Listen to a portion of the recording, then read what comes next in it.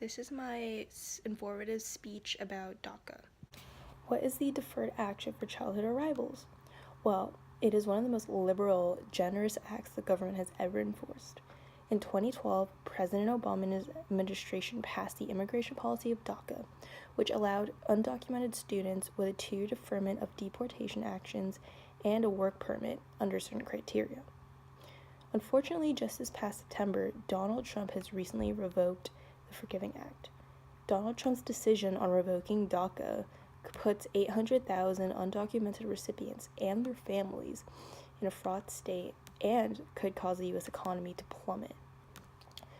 President Obama's reason to pass DACA was out of empathy and sympathy for the 800,000 faultless children, whereas Donald Trump's revocation on the immigration policy was out of peer pressure.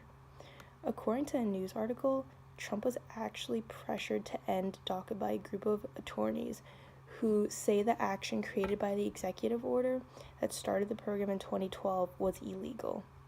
This group of attorneys coerced Trump by telling him to end the program by September 5th, or they would file a lawsuit against him for not taking action. 800,000 aspiring dreamers now do not have a secure plan for the future. The pressure of having to generate emergency backup plans in case of deportation not only lies within the undocumented children, but their entire families. Once a DACA recipient's 2-year deferment is up, or if a new program isn't developed regarding undocumented children by March, there will be an alarming rise of panic and desolation within all of these families. There will be thoughts of families being ripped apart with no sympathy from those who enforce the revocation. There will be thoughts of confusion and depression with having to assimilate in an unknown country. And there will be thoughts of doubt and uncertainty in being able to move on through life without being able to have a hint of the future to come. In fact, if Trump doesn't find a permanent solution to replace or replenish DACA, the U.S. will not only lose 800,000 intelligent recipients, but much of the economy.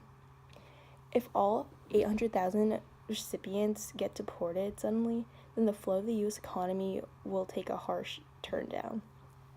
A Washington Post article written by a current DACA recipient, who is also a U.S. Berkeley doctoral student, noted how many politicians and media reporters tend to highlight model immigrants, those with perfect GPAs, impeccable English, and spotless criminal records.